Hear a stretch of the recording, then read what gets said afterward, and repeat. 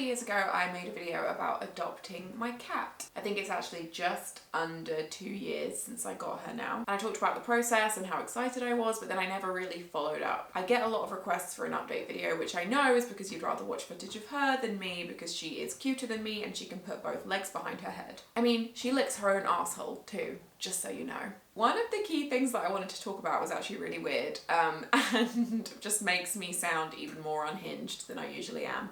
But basically, I had been so excited about adopting her and I had spent months and months like building up to it, imagining my life with a cat and how wonderful it would be and doing all this prep and like going to the landlady and working with her and like the council and the letting agent to try and make sure it would be okay for me to have a cat. Basically, there was a lot of build up. A lot was like riding on this moment because I was so excited. And then when I went to pick her up, I was so happy and overwhelmed until the moment when I got her home. And suddenly I was like, oh my God, what am I doing? This is such a huge responsibility. What if she's not happy? Like, what if she hates me? What if she hates the flat? Like, I just suddenly had this overwhelming, like, I don't know if I'm gonna give her a good life and I can't stand that thought and I felt so guilty. Luckily, after a few months, that went away. And 2 years later, I still have these moments of like complete joy where I'm like, oh my God, I can't believe I get to own a cat.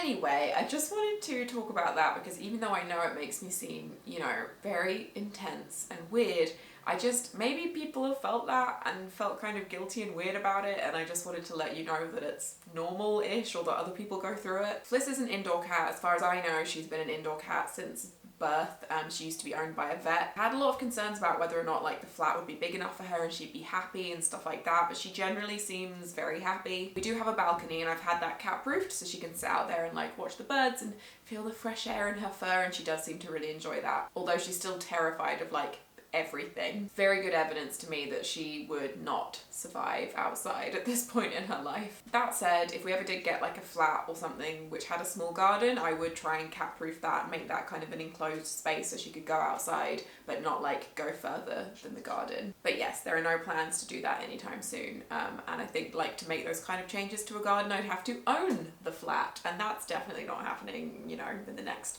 century. I did want to explore whether or not she would go on a harness, because you can get cat harnesses, you can walk indoor cats outside. You don't walk them in the same way that you walk a dog, you kind of just follow the cat around, but she will absolutely not have it. Like, she won't let me get close enough to her to even try and put the harness on when she sees me coming towards her with something. She's a very friendly cat, but she has very clear boundaries, which is fair enough. In terms of food stuff, I've got her on like a really high meat content, grain-free diet. You should look for food that has like really high actual meat or fish content and has like a really low ash content and stuff like that, like little extras that they use to pad out the food. Obviously, it's completely like whatever's within your means, because I am in a lucky position where I can afford to buy incredibly expensive cat food, but I know that's not open to everybody. I feed her Thrive wet food, and then I think her dry food is called Ava Optimum Health, and I feed her both wet and dry. She's very good at drinking her water, which is important as cats get older, so that's great. She does seem to have a relatively sensitive stomach, which she's had pretty much the whole time I have owned her. I've taken her to the vet about it and they've done lots of tests, and generally they think she probably does just have a bit of like sensitivity, and I often notice that after she's eaten she kind of gags a bit like she's gonna throw up, which possibly is because she's eating her food too fast. She also does throw up occasionally. Sometimes she goes through bouts of throwing up more than usual, and often then I take her to the vet, but they generally can't really find anything wrong with her, so I don't know. I think she just, you know, she's just got stomach issues. Don't we all? The really fun thing about having an indoor cat is that you notice every time they vomit or like cough up a hairball because it's inside and you have to clean it up. Whereas with an outdoor cat, you might like never notice that they're coughing up fur balls and stuff because they're just doing it like in the garden or wherever. But yes, I spent a lot of time cleaning up her vomit in the past couple of years. Apart from that, she has generally been very healthy. I take her to the vet every 6 months now because she's an older lady. Although she's only 11, so fingers crossed she'll live to like 21. I have lifetime insurance with her, and I think it's up to something like £12,000 a year. Unless you're incredibly wealthy and have a whole, you know, giant cat health fund, it's really important to get insurance, because I know lots of people who don't, and vet's bills can be astronomical. She had some dental problems. She needed 2, I think, teeth removing, and one of them was kind of like they really had to go up in there and like drill it out of her jaw. She was in the vet overnight and that cost £900. My insurance initially did not want to pay up. The thing with insurance is that they are really hoping that you're not gonna like dig into it too far. They're really hoping you're going to give up at the first hurdle. But especially with pet insurance, you just have to keep going. You have to be like, exactly what do you need from me? You have to speak to the vet and be like, exactly what, can I provide? I ended up spending about a month doing this, like calling the vet, then calling the insurance, back and forth.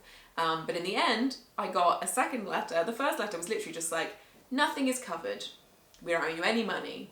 Have fun with your £900 bill. The second letter was like, congrats, we're paying your entire bill. And it was like, what? What are you talking about? How can it go from one to the other?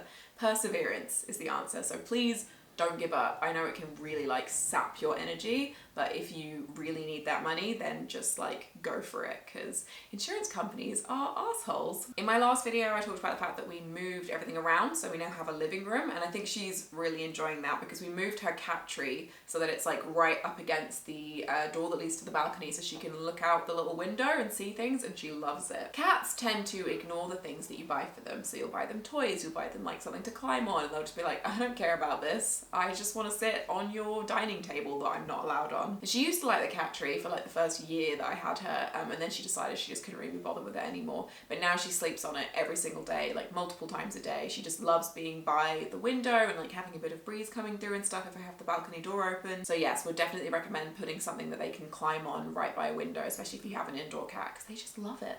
She's generally a dream. She's a very, very affectionate cat. She wants to be near you or on you at all times. If you're not paying her attention and she wants you to pay her attention, she will stand next to you making this noise that I like to call a beep, which is like, eh, eh. It literally sounds like that. It's bizarre. It's not really a meow, but that's what she does to try and get your attention. And if you ignore her, she'll start just tapping you with her paw, usually like on the arm. And if you keep ignoring her, she'll start gently biting your elbow, which is really fun. I think she only does that to me. Just the special privilege reserved for my elbow. Anyway, she's generally great, even though I do sometimes get annoyed when she is standing over me at 4 in the morning, just gently batting me on the nose over and over again because she wants attention. Get a senior cat, would recommend. Thanks for watching.